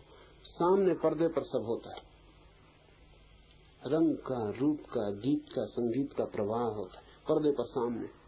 लेकिन मजे की बात है कि पर्दे पर कुछ भी नहीं होता, पर्दा होता है खाली, केवल छाया और धूप, फिकती हुई किरणों का जाल होता है। वैसे पर्दा खाली होता है, सब कुछ होता है भीतर, पीछे, पीठ के पीछे जहां प्रोजेक्टर लगा होता है। वो प्रोजेक्टर शब्द बड़ा अच्छा है, जिसे कल्पित कहा है, जिसे प्रक्षेपित कहा है। अंग्रेजी का शब्द प्रोजेक्शन, उसका अनुवाद है। प्रोजेक्टर पीछे लगा है, वहां से चीजें फेंकी जा रही हैं पर्दे पर, और पर्दे पर जहां है नहीं वहां दिखाई पड़ रही है। जहां दिखाई पड़ रही है वहां है नहीं, और जहां है वहां आप पीठ किए, वहां आप देखते नहीं। रस्सी में सांप दिखाई पड़ा, रस्सी केवल पर्दे का काम कर रही है, और मेरा मन प्रोजेक्ट कर रहा है। मेरा मन सांप की छाया भेज रहा है रस्सी पर, रस्सी पर सांप की छाया मेरा मन डाल रहा है, और रस्सी सांप मालूम पड़ रही। फिर मैं भाग रहा हूं। जब पहली दफा 3 डायमेंशनल पिक्चर आए, चित्र बने, तो पहली दफा बड़ा मजेदार घटनाएं सारी दुनिया में घटी। जब लंदन में पहली दफा 3 डायमेंशनल चित्र दिखाया गया, तो उसमें एक घुड़सवार एक भाले को फेंकता है, घुड़सवार भागता हुआ आता है। तो 3 डायमेंशनल पिक्चर का मतलब है कि बिल्कुल ऐसा दिखाई पड़ता है कि असली घोड़ा आ रहा है, चित्र नहीं दिखाई पड़ता, असली घोड़ा, तीनों आयाम है उसके।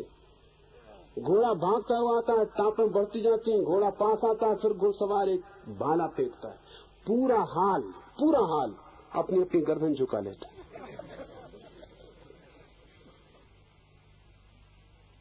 पूरे हाल में बीच में जगह बन जाती भाले के निकलने, चीख मच जाती हैं, महिलाएं बेहोश हो जाती।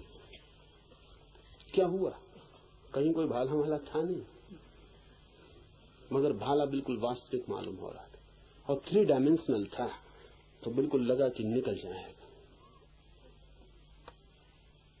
तो उस क्षण में झुक जाना, क्योंकि मन को भीतर क्या पता कि भाला असली है कि नकली, कि दिखाई पड़ रहा है नहीं, मन तो आदतवश झुक गया कि कहीं भाला लग न जाए। ये तो क्षण में हो गया, इसलिए सोचना थोड़ी पड़ता है। फिर पीछे खुद ही हंसी आई होगी कि क्या पागलपन किया, लेकिन हो गया। जब बुद्ध जगते हैं तो हंसी आती है कि क्या पागलपन किया। रिंझाई के संबंध में कहानी है कि रिंझाई को जब ज्ञान हुआ तो वो हंसने लगा, वो खिलखिलाने लगा, और जब उसके शिष्यों ने पूछा कि आप क्यों हंस रहे हैं, क्या हो गया, तो रिंझाई ने कहा कि मुझे परम ज्ञान हो गया। तो उन्होंने कहा परम ज्ञान, पर हमने कभी ऐसा सुना नहीं कि परम ज्ञान होने के बाद कोई इस तरह हंसता, आप हंस क्यों रहे हैं? तो रिंझाई लोटपोट हुआ जाता है, उसके पेट में बल पड़ रहे हैं, और वो कह रहा मैं इसलिए हंस रहा हूं कि खूब बुद्धू बने और व्यर्थ बने, कुछ भी न था, जिसे पकड़े थे वो था नहीं, और जिसे छोड़ने की कोशिश कर रहे थे वो भी नहीं था, खुद हम ही थे अकेले, हम ही अपने हाथ को पकड़े हुए थे। जैसा कभी कभी रात में होता है कि अपने ही हाथ से अपनी छाती दबाए हुए, और अंदर सपना चल रहा है कि कोई छाती पे चढ़ा बैठा है, और जब आंख खुलती तो कप रहे हैं, पसीना छूट रहा है। अपने ही हाथ छाती पे पड़ गए थे, उनके वजन की वजह से लग रहा था। नींद में सभी इंद्रियां बहुत सतेज हो जाती, इसलिए जरा सा वजन बहुत वजन मालूम पड़ता है, जरा सा वजन बहुत वजन मालूम पड़ता है। खुद का ही हाथ लगता है कोई छाती पे चढ़ा बैठा। कभी कोशिश करें, घर में कोई सोया हो, जरा पैर के पास बर्फ का एक टुकड़ा धीरे धीरे घिस दें उसके पैर में, और सपना शुरू हो जाएगा। भीतर सपना होगा कुछ ऐसा कि पहाड़ पे चढ़ रहे हैं, बर्फ ही बर्फ है, मरे जा रहे हैं, गले जा रहे हैं, चीख पुकार मच जाएगी भीतर। जरा थोड़ा सा दिया पास ले जाके जरा आंच दे दें पैर में किसी सोए आदमी की, वो समझेगा कि नरक में पहुंच गए। लपटें जल रही हैं, कढ़ाए हैं और डाले जा रहे हैं, निकाले जा रहे हैं। क्या भीतर क्या हो रहा है?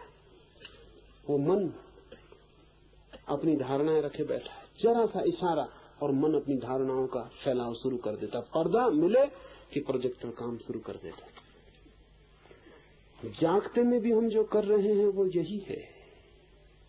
होश से जब कोई जागता है, वस्तुतः हमारा जागरण नहीं, बुद्ध का जागरण, उपनिषद के ऋषियों का जागरण, जब कोई उस जागरण को उपलब्ध होता है तब उसे हंसी आती है। कैसी नासमझी की, जो था नहीं उसे देखा, जो था नहीं उसे पकड़ा, जो था नहीं उसे छोड़ने की कोशिश भी की, और सारा खेल अपना था। हम ही सब तरफ से थे, हमारा मन ही सब तरफ से था। अगर जीवन की किसी भी घटना का ठीक ठीक विश्लेषण करेंगे तो इस सच्चाई का अनुभव हो जाएगा। किसी भी घटना का ठीक ठीक विश्लेषण करेंगे, इस सच्चाई का अनुभव हो जाएगा। नहीं करेंगे विश्लेषण तो पीठ की तरफ मन का कारोबार जारी है और जगत पर्दा बना हुआ है, उस पर सब खेल चल रहा है, सब चीजें दिखाई पड़ रही हैं। नहीं, इस माया का न कोई जन्म है और न कोई मृत्यु।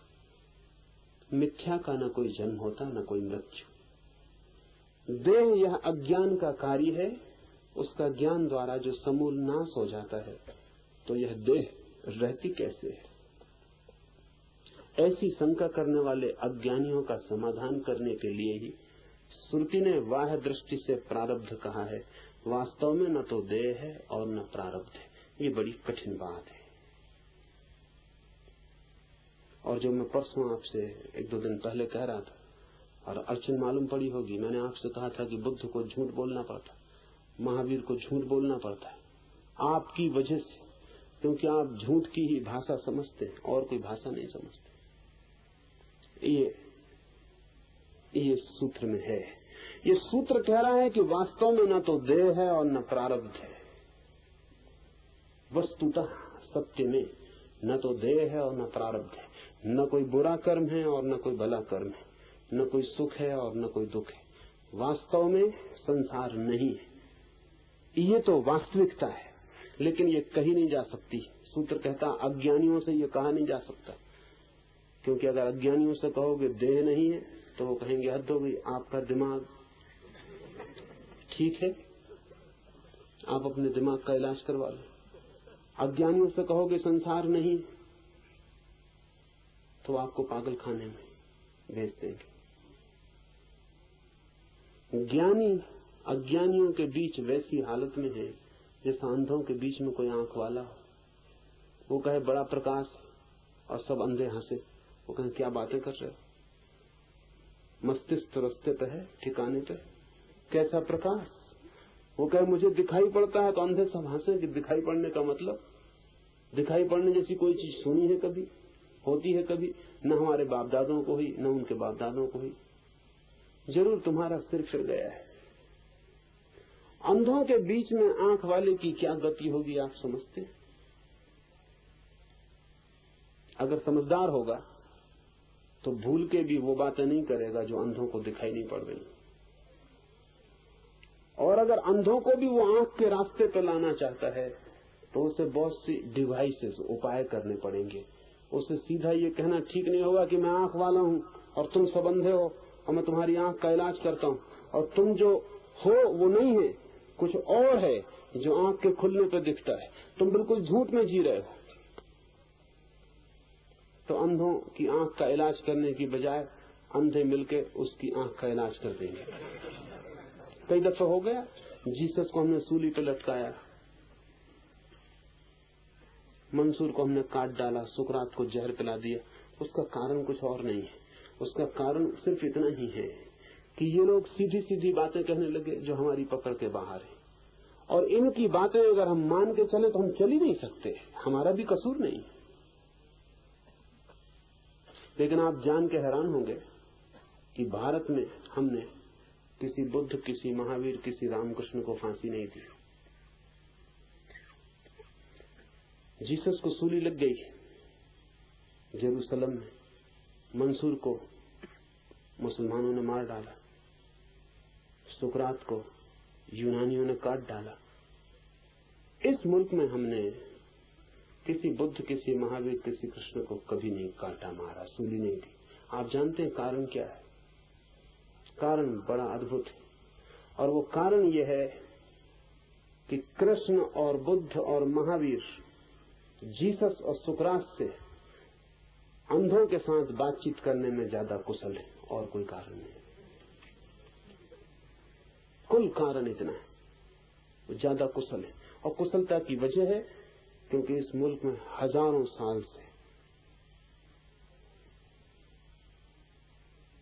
साल से बुद्धों, महावीरों ने अंधों से बातें की, तो उन्होंने तरकीबें ईजाद कर ली। जीसस गड़बड़ हालत में पड़ गए। जीसस की सारी शिक्षा तो हुई भारत में, तो उन्हें अंदाज नहीं था। भारत से वो सब सीख के लौटे और जेरूसलम में जाकर उन्होंने जब बोलना शुरू किया तो जेरूसलम की परंपरा में उसकी कोई भी जगह न थी। जीसस बिल्कुल ही विजातीय मालूम पड़े और जीसस की बातें पागलपन की मालूम पड़ी।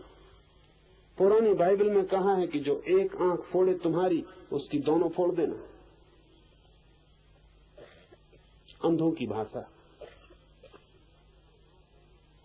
और जीसस ने जाके वहां आंख वालों की भाषा बोलनी शुरू कर दी। एकदम अचानक, कोई बीच में सेतु नहीं था। कहा कि जो तुम्हारे बाएं गाल पर चांटा मारे, दायां भी उसके सामने कर देना। कि जो तुम्हारा कोट छीने, कमीज भी उसको दे देना। कि जो तुमसे कहे 1 मील बोझ को ढो चलो, तुम 2 मील तक साथ चले जाना। हो सकता है संकोच बस उसने 1 ही मील कहा। ये आंख वालों की भाषा, जहां नियम था कि जो पत्थर मारे ईंट मारे पत्थर से जवाब देना, बिल्कुल समझ के बाहर पड़ गई। असल में जीसस आंख वाले की बात सीधी सीधी कह दी अंधों से। बुद्ध, महावीर ज्यादा कुशल और लगभग सत्य ईजाद करने में उनका कोई मुकाबला नहीं। ये उपनिषद का सूत्र कह रहा है, ये साफ ही कह रहा है। ये कह रहा है कि न तो ये देह है, न ये कर्म है, लेकिन अज्ञानियों को उनकी शंका समाधान करने के लिए वाह दृष्टि से, ऊपर की दृष्टि से देह और कर्म और प्रारब्ध की बात कही। वास्तव में न देह है और न प्रारब्ध है। बड़ी मुश्किल।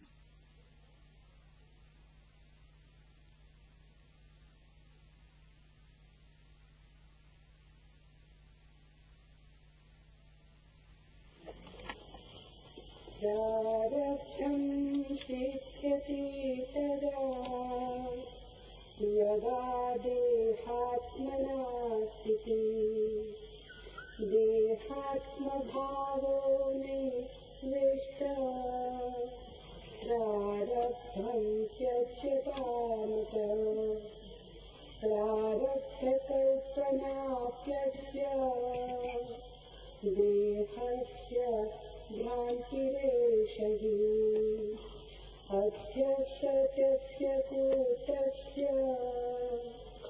सत्यस्य कुतो जन्म अजातस्य कुतो नाश प्रारब्धमतः कुतः ज्ञानेनाज्ञानकारस्य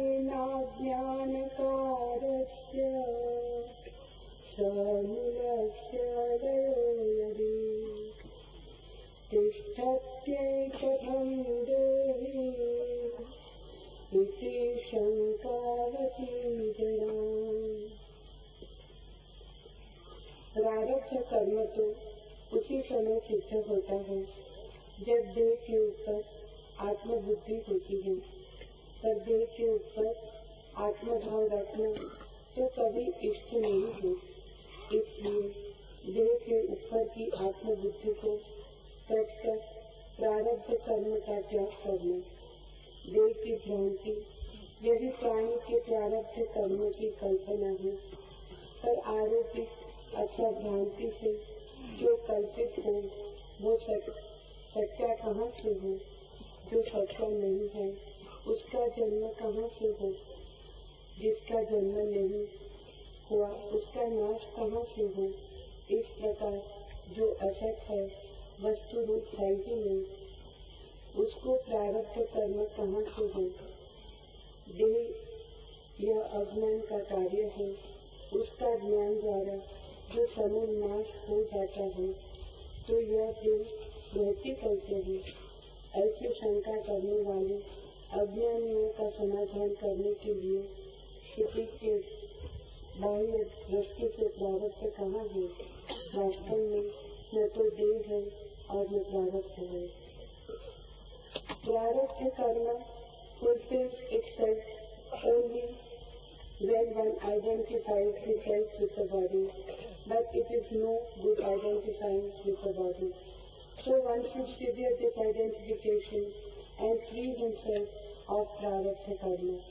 Illusion of the body is the basis for the projection of the prarabdha karma. But that which is projected or imagined by illusion can never be real. And how can it arise or manifest if it is not real? And how can it be destroyed if it is not manifested? How can the false, the unreal, have the bondage of conditioning? This body is the result of ignorance, and knowledge destroys it fully. Ignorance then raises doubt as to how this body exists, even after realization. To remove this doubt of ignorance, the scriptures have ordained the concept of prarabdha externally. In reality, there is neither body nor prarabdha.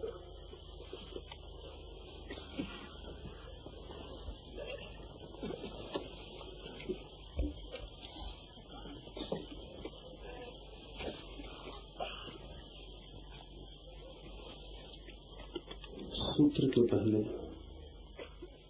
एक दो प्रश्न पूछे गए, उनकी बात कर लेनी उचित। एक मित्र ने पूछा है कि आप जो कह रहे हैं वो बात समझ में ही आती है और समझ में आती भी नहीं, तो क्या करें। उनका प्रश्न मूल्यवान है। ऐसी सभी की प्रतीति होगी, क्योंकि समझ के दो तल हैं।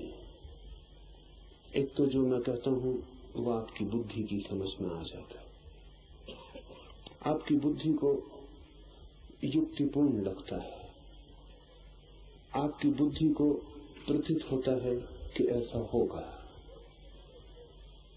ये समझ ऊपर ऊपर है, ये समझ प्राण के भीतर तक नहीं उतर सकती। ये समझ आपके पूरे व्यक्तित्व की समझ नहीं है, आत्मिक नहीं है। इसलिए ऊपर से समझ में आता हुआ लगेगा, और जब तक यहां बैठ के सुन रहे हैं तब तक ऐसा लगेगा बिल्कुल समझ में आ गया। फिर यहां से हटेंगे और समझ खोनी शुरू हो जाएगी, क्योंकि जो समझ में आ गया है वो जब तक साधा ना जाए तब तक आपके प्राणों का हिस्सा नहीं हो सकता।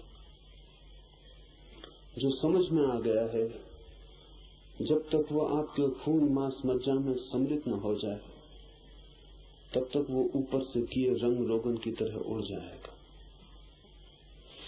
फिर जो समझ में आ गया है उसके भीतर आपकी पुरानी सब समझ दबी हुई पड़ी। जैसे ही यहां से हटेंगे वो भीतर की सब समझ इस नई समझ के साथ संघर्ष शुरू कर देगी। वो इसे तोड़ने की, हटाने की कोशिश करेगी। इस नए विचार को भीतर प्रवेश करने में पुराने विचार बाधा देंगे, अस्त व्यस्त कर देंगे, हजार शंकाएं संदेह उठाएंगे। और अगर उन शंकाओं और संदेह में आप खो जाते तो वो जो समझ की झलक मिली थी वो नष्ट हो जाएगी। एक ही उपाय है कि जो बुद्धि की समझ में आया है उसे प्राणों की ऊर्जा में रूपांतरित कर लिया जाए। उसके साथ हम एक तालमेल निर्माण कर लें, हम उसे साधें भी। वो केवल विचार न रह जाए, वो गहरे में आचार भी बन जाए। न केवल आचार बल्कि हमारा अंतस भी उससे निर्मित होने लगे।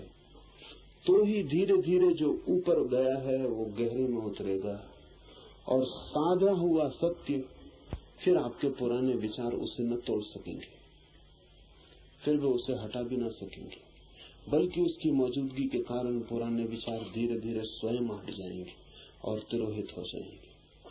तो ये बात ठीक है, साधक के लिए सवाल ऐसा उचित है।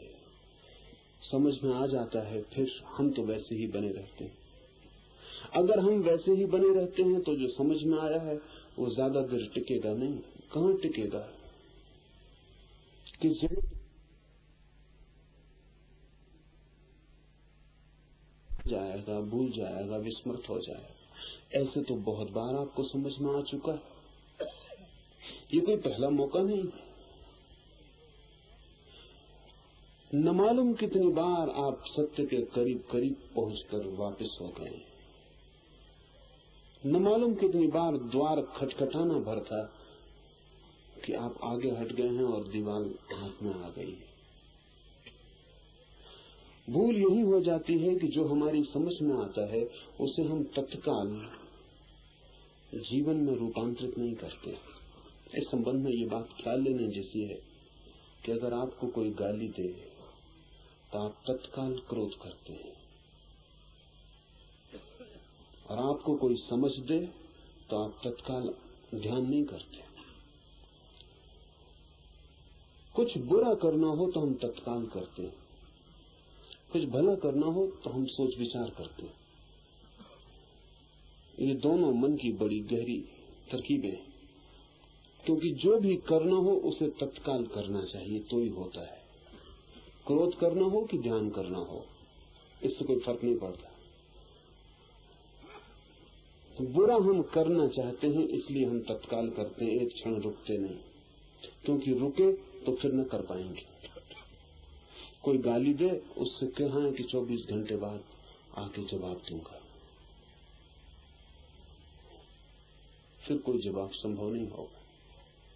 24 घंटा तो बहुत लंबा वक्त है। 24 क्षण भी अगर आप चुपचाप विचार में व्यतीत कर दें तो शायद क्रोध करने का मन नहीं रह जाए, शायद हंसी आ जाए, शायद उस आदमी की नासमझी पता चले, या शायद वो ठीक ही गाली दे रहा है ये भी पता चल जाए।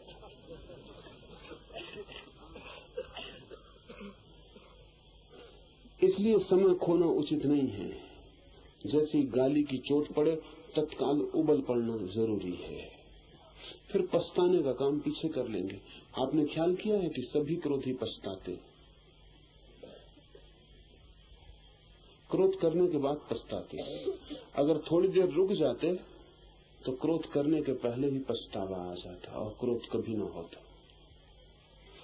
जिसका पछतावा क्रोध के बाद आता है वो कभी क्रोध से मुक्त नहीं हो पाएगा। जिसका पछतावा क्रोध के पहले आ जाता है वही मुक्त हो सकता है, क्योंकि जो हो चुका वो हो चुका, उसे अन किया नहीं किया जा सकता। लेकिन जगह कहाँ है? गाली दी आपने, इधर क्रोध भपका, दोनों के बीच में स्थान कहाँ है कि मैं थोड़ा सोच लूं, विचार कर लूं, विमर्श कर लूं, देख लूं अतीत के अपने संकल्प न मालूम कितनी बार किए हैं कि क्रोध न करूंगा, खोज लूं अतीत में कितनी बार क्रोध करके पछताया हूं। उतना मौका नहीं, समय नहीं, स्थान नहीं। उधर गाली, इधर आग निकलनी शुरू हो जाएगी। थोड़ी सी जगह बनाए, क्रोध मुश्किल हो जाएगा। क्रोध में तो नहीं बनाते जगह, लेकिन ध्यान में थोड़ी जगह बनाते, इसलिए ध्यान भी मुश्किल हो जाता। जब कोई शुभ और सही और ठीक बात की चोट पड़ती है, उसे उसी क्षण करने में हम नहीं लग जाते, हम राह देखते। वो जो बीच का समय है वही अस्त व्यस्त कर देगा। गरम लोहे पर चोट मारनी चाहिए। तो विचार करते रहते हैं कि चोट मारे या न मारे, तब तक लोहा ठंडा हो जाता। फिर चोट भी मारते हैं तो कोई परिणाम नहीं होता। एक मित्र आज आए थे, वो कहते हैं संन्यास लेना है, लेकिन अभी और थोड़ा समय चाहिए, सोचना है। मैंने उनसे पूछा, और कितनी बातों के संबंध में जीवन में सोचा है? अगर और बातों के संबंध में सोचा होता तो संन्यास कभी का फलित हो गया होता, क्योंकि सोच विचार का अंतिम परिणाम संन्यास है। जो भी आदमी सोचेगा, विचारेगा, इस जीवन में भोग उसके लिए व्यर्थ हो ही जाने वाला है। तो मैंने उनसे पूछा, और कितना सोचा विचारा है? किस किस बात को सोच विचार के किया है?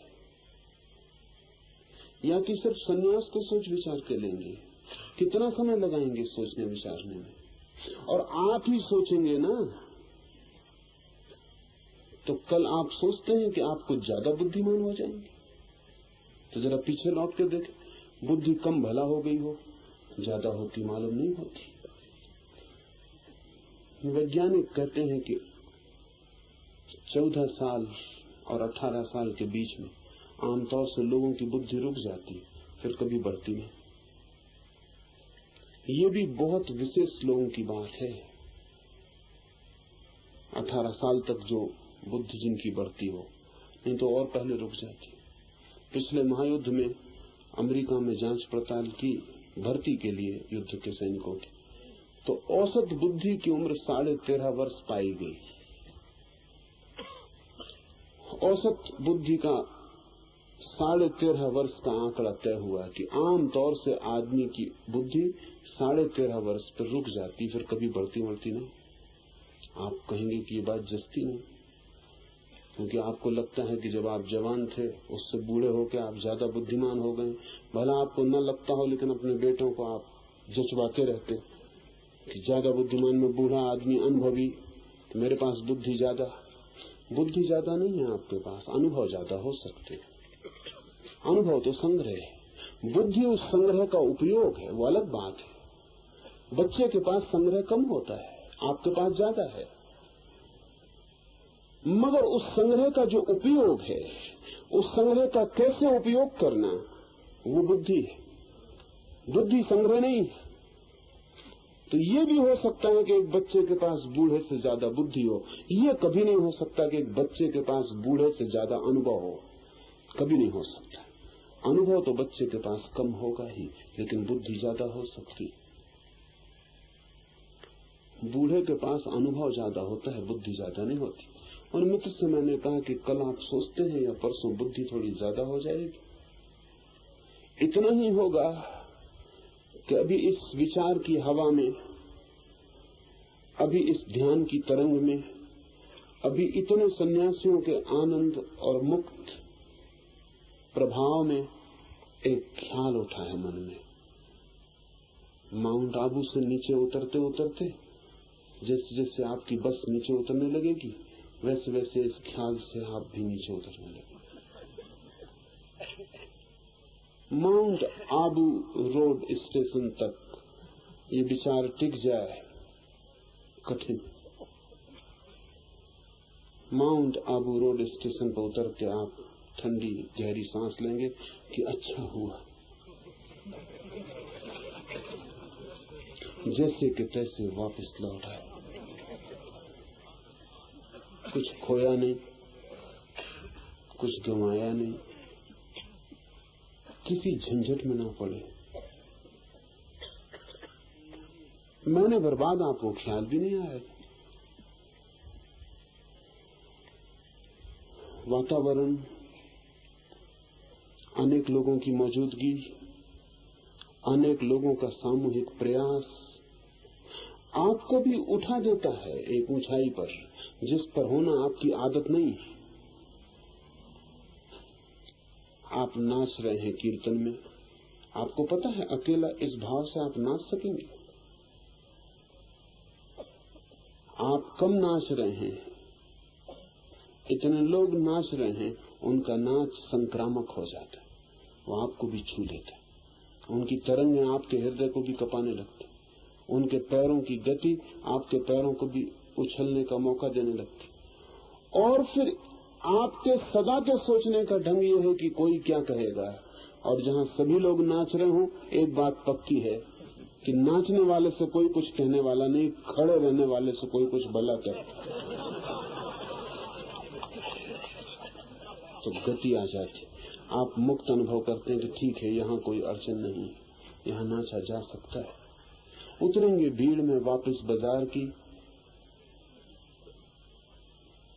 ये जो एक ऊंचाई की झलक मिली थी, एक छलांग ली थी और आकाश की तरफ आंखें उठाई थी, वो फिर जमीन की तरफ लग जाएंगी। तो क्या आशा है कि कल परसों आप निर्णय कर सकेंगे? निर्णय तो आपको करना है, वो आज भी किया जा सकता है। पर वो मित्र बोले कि ऐसा भी नहीं है कि मैंने निर्णय करने की कोशिश नहीं की। 99% तो मन बिल्कुल तैयार है, 1% रहता है। उनसे मैंने पूछा कि जिंदगी में और भी कोई काम किया है जिसमें 99% मन तैयार रहा हो और 1% तैयार न रहा हो? कभी रुके हैं इस बात से? और उनसे मैंने ये भी पूछा कि क्या आपको पता है आप क्या कह रहे हैं? जब 99% मन संन्यास लेने को तैयार है और 1% नहीं लेने को तैयार है, तो आप 1% के पक्ष में निर्णय ले रहे हैं।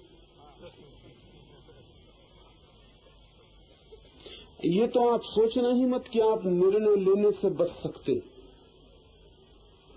निर्णय लेने से बचने का इस जगत में कोई उपाय ही नहीं। चाहे आप न लेने का लें, वो भी निर्णय है।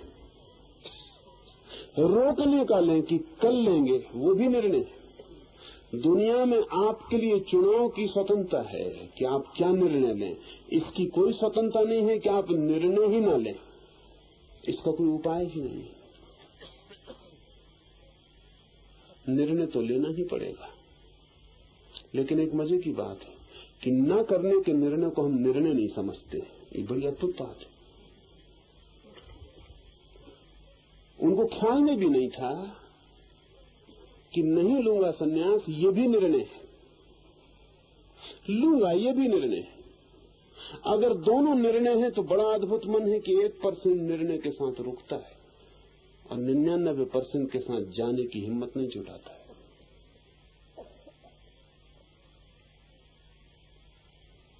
हम अपने को धोखा देने में बड़े कुशल हैं।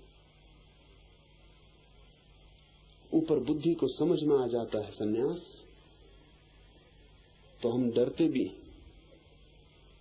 हम सोचते हैं थोड़ा वक्त मिल जाए।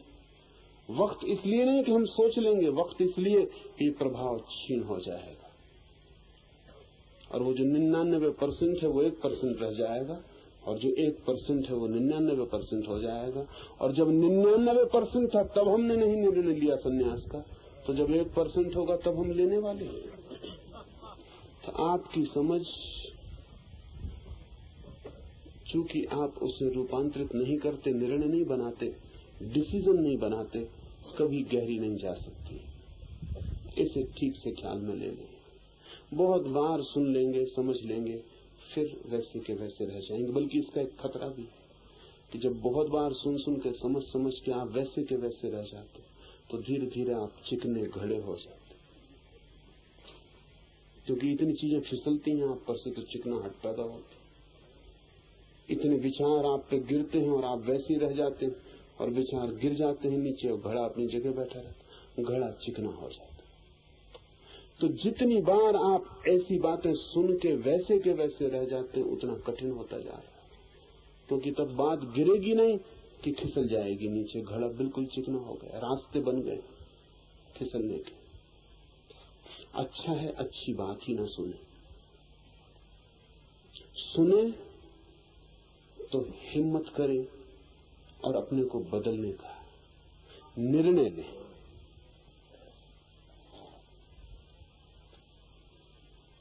तब आपको लगेगा कि जो समझ में आया था वो ऊपर ऊपर नहीं रहा, प्राणों का स्वर बन गया। और जिस दिन श्वास श्वास में न समा जाए समझ, उसका कोई भी मूल्य नहीं। उसका एक ही मूल्य है कि आप अच्छी बातें करना सीख जाएं। हम सभी जानते हैं, और हमारा मुल्क तो इतना कुशल है अच्छी बातों करने में। अध्यात्म तो हमारी जबान पर रखा है, बस जबान पे रखा है, उससे भीतर कहीं नहीं। किसी से भी पूछ लें, ब्रह्म ज्ञान तो कोई भी जानता है, कोई भी जानता है। हमारे पूरे देश की व्यवस्था मन की चिकने घड़े की हो गई। हजारों साल से तीर्थंकरों, अवतारों, ऋषियों का हमने एक ही उपयोग किया कि सुन सुन के हम चिकने घड़े हो गए। मुझसे कोई पूछता था, मैं एक गांव में था, और मुझसे वो कहने लगा आदमी कि ये भारत बड़ी पुण्य भूमि है, सारे अवतार यहीं हुए, सारे तीर्थंकर यहीं हुए, सारे बुद्ध यहीं हुए। मैंने कहा कि तू फिर से सोच, ये पुण्य भूमि है कि यहाँ पापी बड़े अद्भुत हैं कि इतने सब हुए फिर भी वो बिना बदले बैठे, कि सब अवतार गए हमारे चिकने घड़े पर लकीर न खींच पाए, कि सब तीर्थंकर आए हमने कहा और जाओ, हम उनमें से नहीं है कि बातों में आ जाएं। क्या मतलब क्या होता है? एक घर में अगर गांव भर के डॉक्टर आए तो उसका मतलब है कि गांव में वही घर सबसे ज्यादा बीमार है।